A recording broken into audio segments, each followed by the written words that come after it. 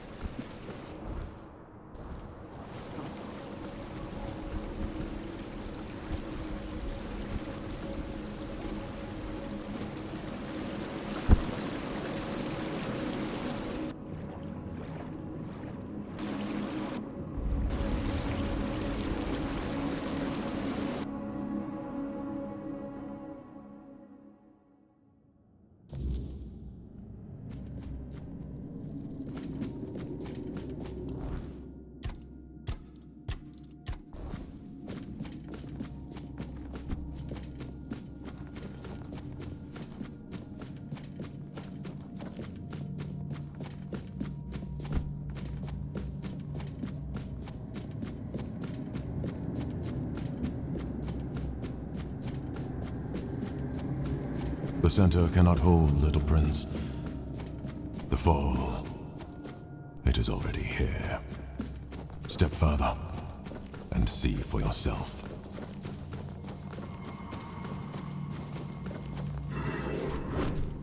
And so you have arrived. I look at you and I feel what you humans call resentment and bitterness. Lies and lost purpose. The Pale Lady managed to create places full of accumulated weirdness. I thought that those were gifts from her. But no. After all my attempts to weave a new Foredweller. A place that was once my workshop. Eventually, I learned enough about the structure of pure potential to weave life itself. Before that, my kin emerged from the depths of Tuathan. You, my prince. Yes, it consumes me entirely. I regret creating you. I regret that your death, Prince, was not final. Regret. If you had never come to be, she looked at the humans and wished to be like them. Everything that has happened over the last 6 centuries, it is all because of you.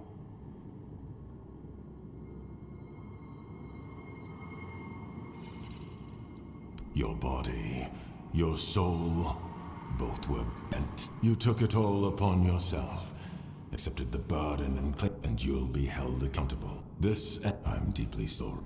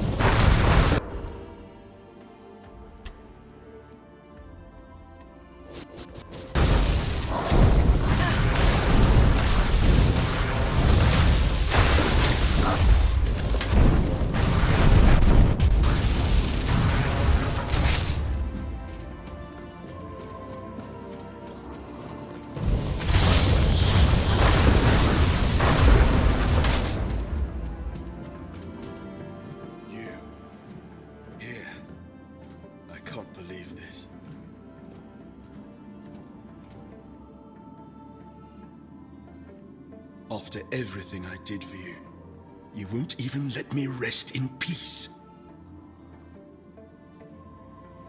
I swore to protect him until the day I died. I don't feel obligated to serve him anymore. It's not my fault the weirdness woke me. The one who kept coming back. Let me speak to him. Galahad, my friend. It wasn't enough to tamper with immortality on your own. You had to drag us into it too.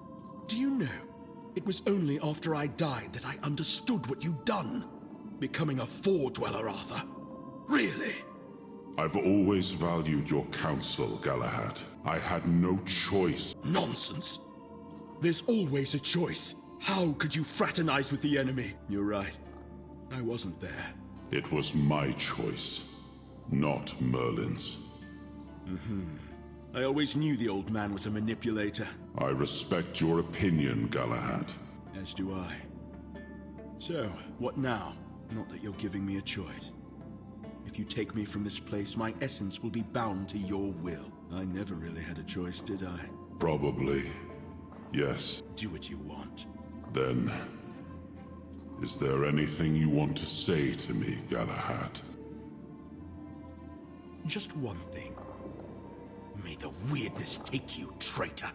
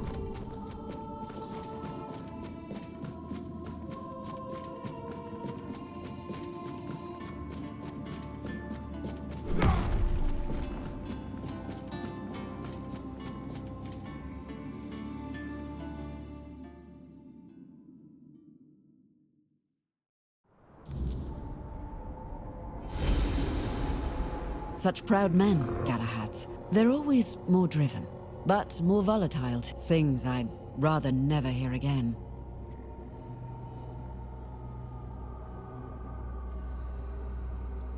You've met Sir Galahad the Pure?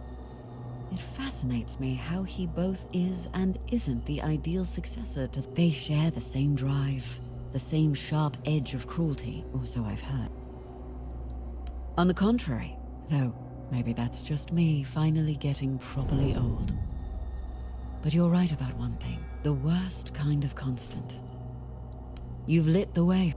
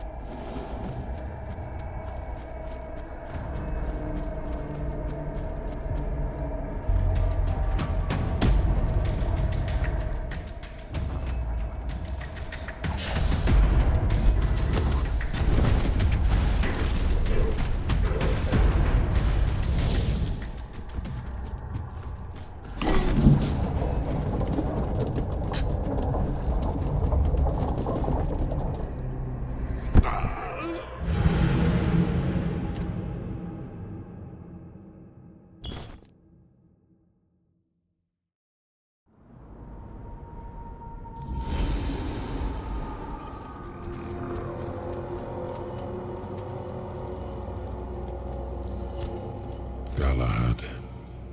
I should have known he wouldn't be too happy about it, but I hoped he'd died in peace. War isn't a time. Galahad was a great warrior, but would he have been a good leader? That's why news of his death in battle came as a relief to me. Men like him, in that regard. He led a dangerous expedition. Had it succeeded, the war might have ended, but it didn't. After the war, over time, he came to be seen as a noble martyr. Well, I regret the fate he met.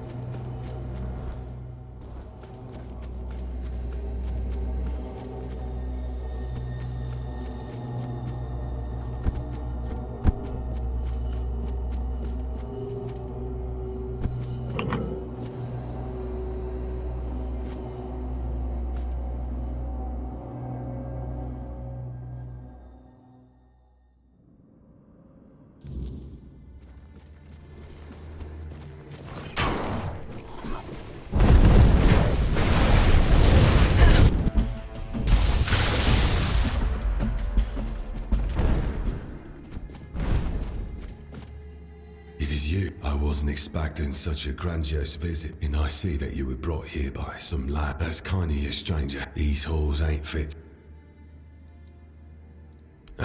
Sometimes I forget that not everything's as clear as it once was. But to the point. My name is Gavonin. The pleasure is mine, Anyone who finds their way here and rests like that calls for a proper gravestone. They also bring battle-scarred equipment, and the dead? Someone to watch over them when unrest stirs. If we do not speak of them, the dead prefer silence. Really kind of you, lad, but no. You see, I once made a habit of carving gravestones in advance. Unfortunately, it slipped and fell all the way into the depths, if you could find it. This tomb opens only for two kinds of brave souls. And the king himself. I've been sitting here long enough to know what kind of knight visits the tomb. No, I'm bound here by an oath I made to his grace, but he is perfectly fine. Aye, few in knights these days. No wonder there's so few of them come. This, kind lad, is the tomb of the knight who never came. There was once a grim legend that claimed this tomb was built out of fear. She foretold that all the great knights who were denied the king's favor and honors would rise at the end of days. They would march on Camelot, seize the capital, shatter the Round Table to dust. But those are just... Hope you find...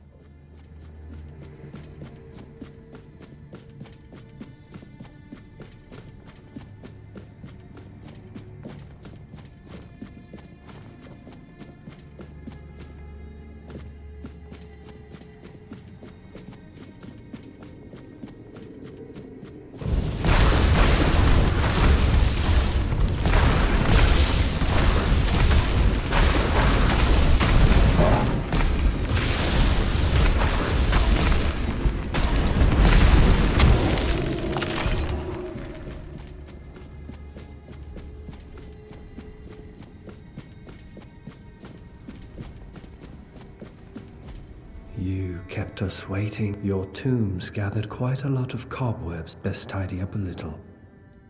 Ah, of course. When you finally join us, you'll tell us what it was like. I won't deny my envy. I've met many who said the same. Their bones now line forgotten crypts, sooner or later. So yeah, no bold promise. I've been resting in a tomb for the past 3 centuries. Unless, of course, you're... In which case, fair enough.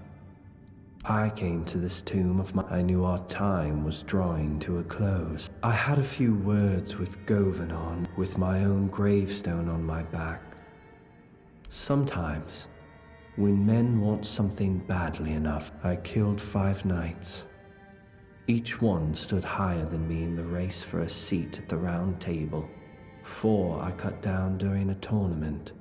The last I drowned in a river. Quite the bird. Fine lad. I imagine long ago he had more to do. I see. But I propose something fairer. If I lose with dignity, but if you... then you'll lie in the tomb that's been waiting for you. So, split...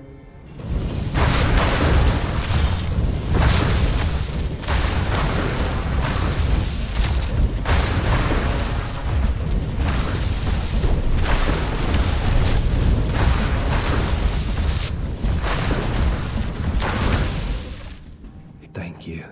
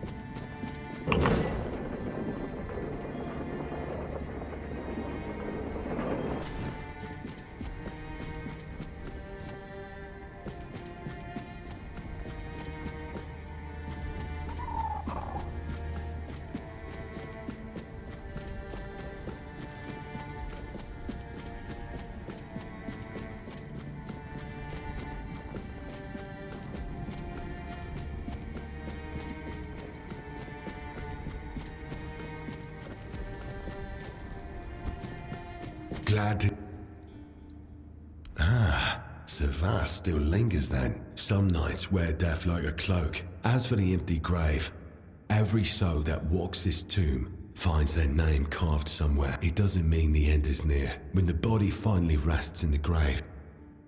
You did? I try not to go that deep. Sometimes, I feel like lying down in one of the empty tombs myself. Thank you. Here. Step carefully.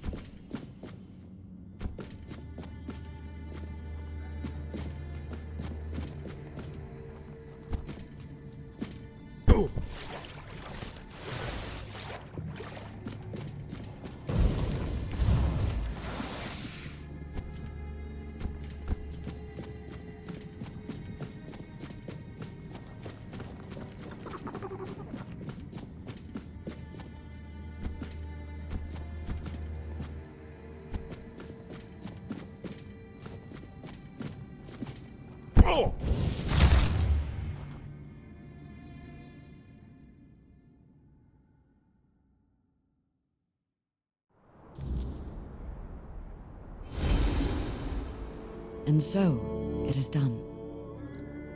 There is. But before I explain, understand this.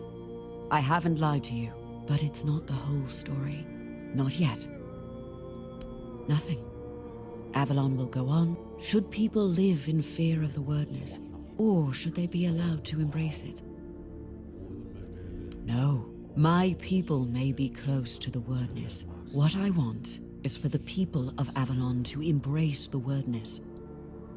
Arthur and his knights are the pillars of humanity in Avalon. It's the best combination we could hope for. Releasing their souls into the wordness wouldn't see us as intruders anymore. Arthur and his knights worked tirelessly to make Avalon ours. Thank you. And before you go, I hereby welcome you as a full member of the Royal Geographers. May your paths be clear. Farewell.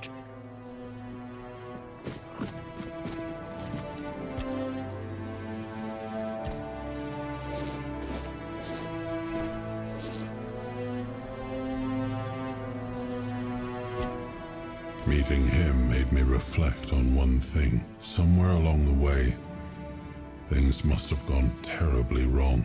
I pity the lost knights. I'm glad this one will have a chance to...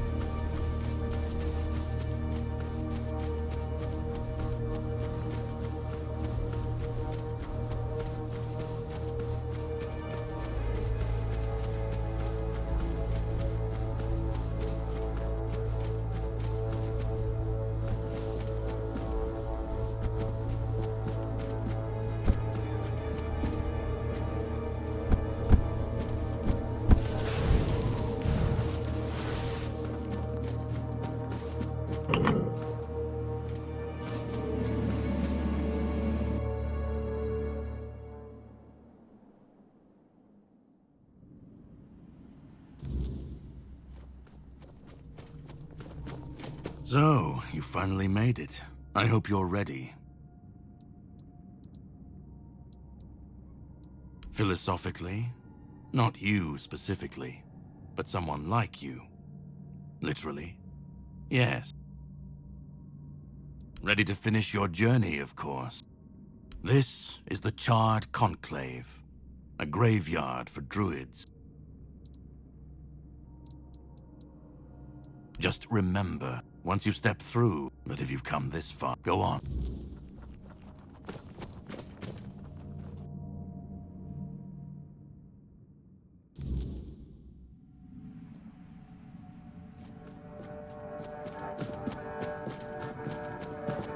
At last we meet. I've heard much about you. Your choices, your determination. Few dare to seek the truth buried in Avalon shadows. Fewer still make it this far. And now, here you are. Oh, precisely the opposite of what Caradoc wants. Ridiculous, I know. Ultimately, though. Yes, by the end of his life, Arthur became obsessed with his legacy. Excalibur, a symbol of loyalty and sacrifice. But Merlin and the others didn't believe that would be enough, so they acted. When the king died, a clever solution.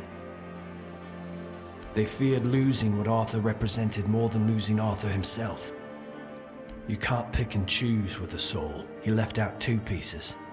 One tainted by the Four Dwellers' magic was deemed too dangerous. Merlin thought compassion and doubt were weaknesses, unfit for a king. Without them, Arthur became hollow. That way, Avalon. I tried. And I found his humanity. It's here, bound, kept safe. Finding it needed more than magic. The horrors you endured on that island gave you something no one else has. That's why you found the king's soul. No, the asylum treated you as a subject. I see you as a savior. I can see you're still doubting me. I want to bring back our king. It won't. This time, Arthur will be whole. Because I've seen what happens without him. Ever they're left without him, without guidance, chaos takes hold. If things continue this way, then Avalon falls. Help me bring the king back. Now I made my cake. This.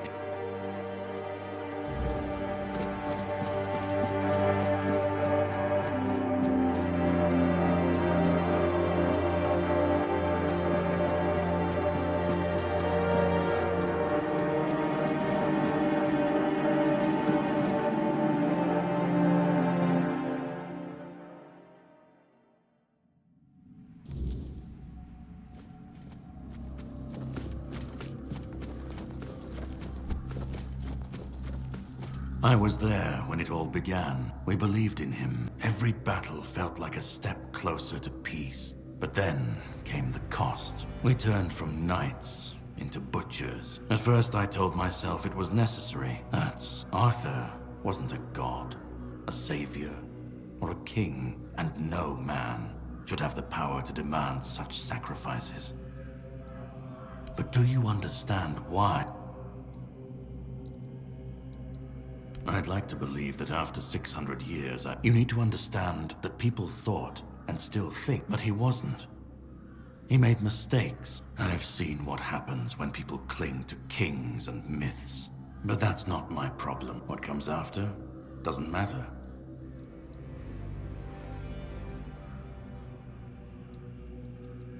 Let them stand, let them fall. At least it won't be another king's failure. Then let it. If this world can't stand without a dead king propping it up, maybe it deserves to fall. Arthur's the only myth that still holds weight. A puppet king. Maybe they'll keep pretending for a while. Maybe they won't. Call it chaos, call it freedom, I don't care. I just want to watch it all come down. What comes after? I've lived longer than any man should. Seen more than anyone should ever bear.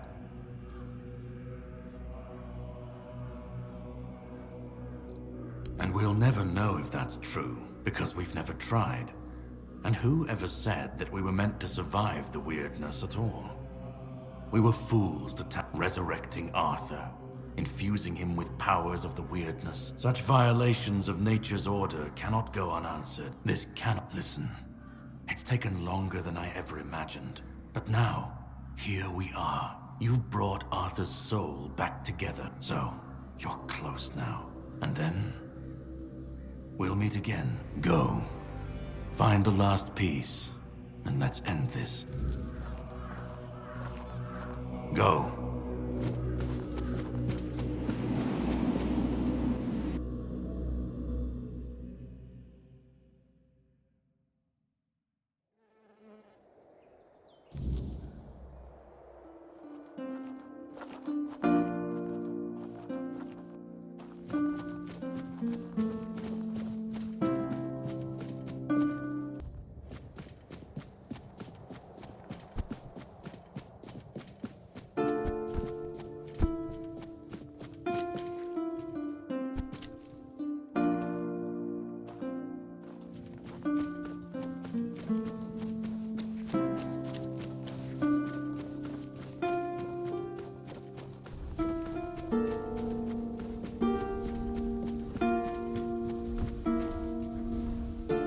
You've come. The one who carries what's left of me. Please, don't come any closer. Just let me finally die. Because I've had enough. Enough of being torn apart and stitched back together. Do you know what it is like to be a king of nothing? I've seen towns burnt to the ground, families destroyed. I've been dragged through every dream, every lie they've built around me. And most of all, I'm tired of failing. He thinks ending me will free Avalon. But what then? People always seek something to follow. Take that away, and they'll tear each other apart trying to find it. Orin wants a king, not me. But symbols aren't people. They're empty. Do you know what it's like to be a weapon? I want release. Kill me. Destroy the last piece of me and use the energy however you wish. Just don't let me come back again. Let me die. Not as Arthur, not as the king, just as a simple, normal human being.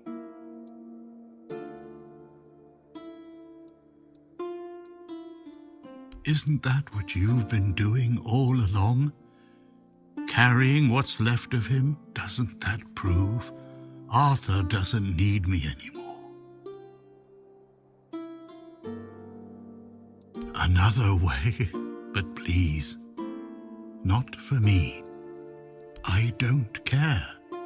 Do you know how freeing that is? To not feel the burden of all my failures. To not see the suffering my name causes. No more deaths in my shadow. No more kingdoms built on my bones. Do what you think is right.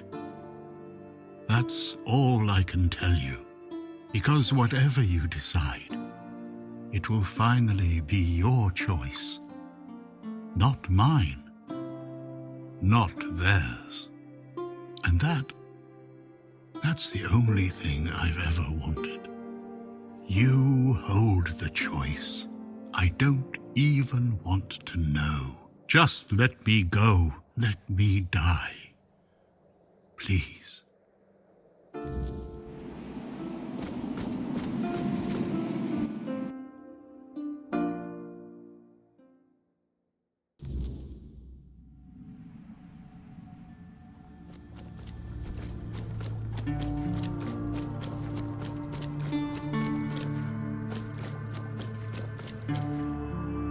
Help me bring the king back. Now you need... I made my case. This is... Go on. Are you doing okay? Let me go.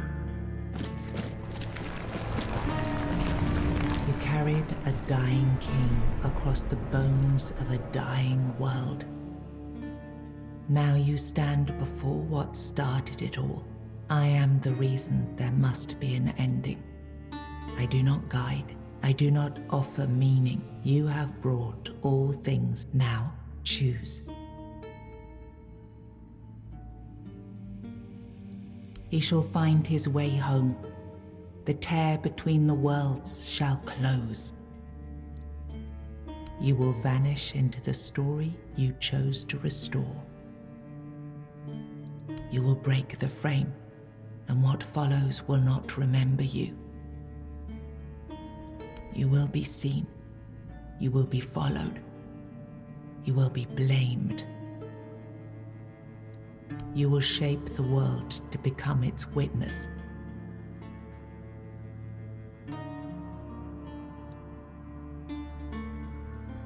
Then the prince will ascend and return to his mother. The heart shall cease its bleeding. Through his ascension, the weirdness will be tamed.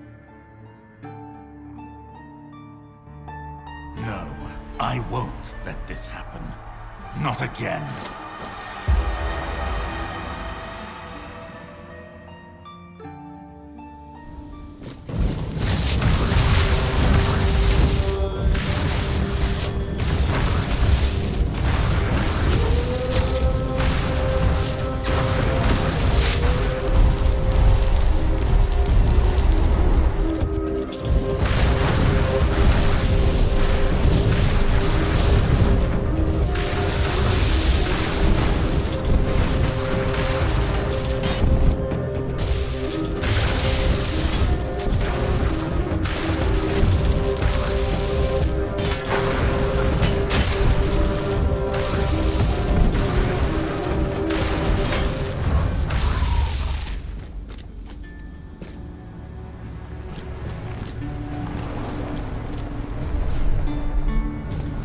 You uncovered the truth buried in the weirdness and used it to return Arthur to where he truly belonged, ending the cycle and securing Avalon's future.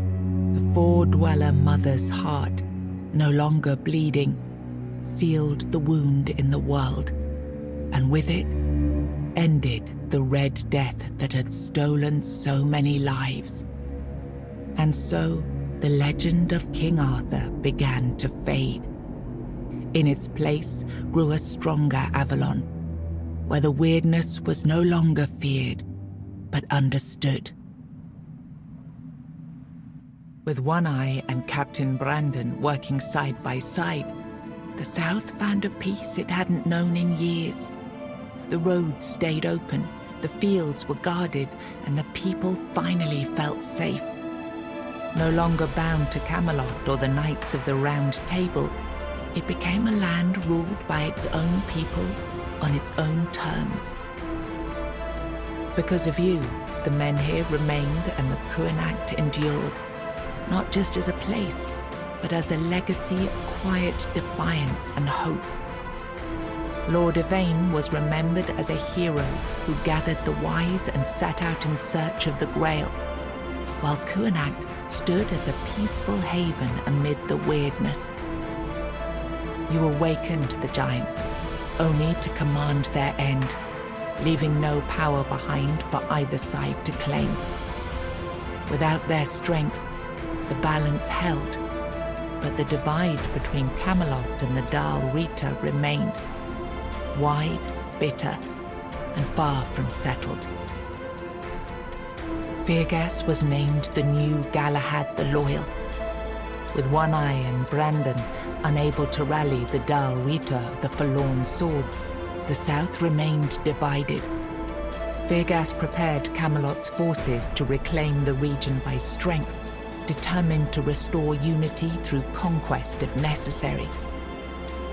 The captain led the South to independence, breaking all ties with Camelot. Under his rule, the Horns of the South flourished. Merchants, pilgrims, and adventurers returned to the roads, and prosperity once again reached the far corners of the land. One Eye ruled the South with the Horns of the South at his side. The Dal Rita, the Forlorn Swords, remained divided, leaving the South strong but isolated. Without wider unity, his rule endured for a time. But the future beyond his leadership remained uncertain. Nianta left Kuanacht with Yvain, and her fate remained unknown. Yet among the people she once served, tales of her devotion and courage endured, and her name was remembered with respect. Magat left Kuanacht alongside Yvain, surprising many who had long considered him harmless and weak. His fate remained unknown, but in time, the people spoke proudly of the last druid, claiming him as one of their own. Urfra left Kuanacht alongside Yvain, despite concerns about his age. His fate remained unknown, but the people admired him for finding purpose at the end of his life, and spoke of him with lasting respect. The Volker joined the rest of the Dal Rita without a matron and without Mathar's blessing. Even so, their warriors kept the ferocity they had once been famed for, tempered now by a clarity that left the other tribes uneasy. They were respected, but only barely. For what greater dishonor is there than turning one's back on the goddess who had made them what they were? Ingui turned away from the eternal sleep, choosing life over dreams. In time, she began to rebuild the Thoid among the living, planting the first seeds of a new future for her scattered people. Under Stronner's leadership, the Ulfra found new strength. He rebuilt the tribe and reunited them with the rest of the Dal Rita, restoring their place among the tribes of the Forlorn Swords. With the Stagfather slain and the old bonds broken, Balaam led the Svine towards a new path. He opened the tribe to the other clans of the Dal Rita and guided them to settle in the Mather mines. You accepted the mycelium's offer and let the spores consume Sagramor's body. Now the kingdom lies under fungal control, its people connected, obedient, and slowly fading into the roots that feed the spores. You placed self at the head of the children of Morrigan. Operating from the shadows, the Guild reshaped Avalon's politics through quiet influence and assassination, while the people lived unaware of the power that ruled them. You chose to dismantle the children of Morrigan. There were no more crows to carry out her will, for now. Morrigan withdrew into silence, patient as ever, waiting for the day when new souls would rise to serve her again. You chose to free the Four-Dwellers, but captivity had broken their minds. They turned on their savior and were slain. Without the song, the Stone Warden craft ended, and their legacy was lost with the death of the last of their order. After you fell to the Red Death, Bior withdrew from the world. He claimed he would never give his heart again, carrying your memory in silence for the rest of his days. After returning to Camelot, Killian lived quietly for a time. When he vanished, few asked questions. Unsettling rumors had always followed him, and most preferred not to remember.